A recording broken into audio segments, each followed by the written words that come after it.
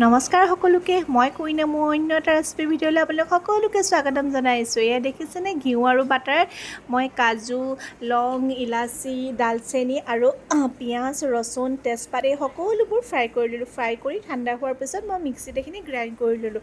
Grind কৰোঁতে ইয়াত আপুনি দুটুকুৰা পনীৰ টুকুৰা দি দিবচোন, চাব পিছত মানে গ্ৰেভিখিনি খাবলৈ খুব ভাল হয়। এইখিনি গ্ৰাইণ্ড কৰাৰ পিছত মই কেৰাহীটোত গোটা জিৰা কেইটামান দি আৰু অলপ বাটাৰ দিছোঁ, যিহেতু বাটাৰ পনীৰ মছলা বনাম হয়নে, বাটাৰটো লাগিবই। আৰু পিছত পেষ্টখিনি দি ধুনীয়াকৈ পেষ্টখিনি মই ভাজি লৈছোঁ। মানে পেষ্টখিনি তেতিয়ালৈকে ভাজিব যেতিয়ালৈকে ইয়াৰ পৰা তেলটো নিগৰি নাহে, তেতিয়া মানে পনীৰ তৰকাৰীখন খাবলৈ খুব ভাল লগা হয়। আৰু বেলেঞ্চৰ কাৰণে মই নিমখ আৰু চেনি দিছোঁ, চেনি অকণমান দিলে চাবচোন সোৱাদটো ভাল হয়। আৰু ইয়াত দেখিছেনে য'ত মই পেষ্ট বনাইছোঁ তাতে মই গাখীৰখিনি দি দিছোঁ, যিহেতু পেষ্ট অকণমান লাগি আছে নহ'লে নষ্টহে হ'ব হয়নে।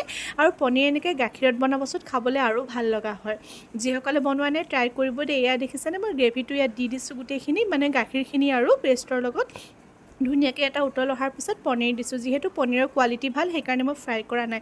ফ্ৰাই নকৰাকৈ পনীৰটো যদি ভাল হয় আপোনালোকে এনে বনাই খাব, খুব ভাল পাব। শেষত দেখিব ইয়াৰ পৰা ধুনীয়াকৈ তেলবোৰ নিগৰি আহিছে আৰু কচুৰি মেথি দি দিছোঁ। এয়া দেখিছেনে অলম'ষ্ট মোৰ পনীৰ ৰেডি হৈ গৈছে। কোনোবাই যদি এনেকৈ বনাই খোৱা নাই বনাই খাবচোন, মই মোৰ ধৰণে এনেকৈয়ে বনাই খাওঁ। এয়া আজিলৈ ইমানেই। যদি ভিডিঅ'টো চাই ভাল পাইছে প্লিজ লাইক, শ্বেয়াৰ, কমেণ্ট কৰি দিব।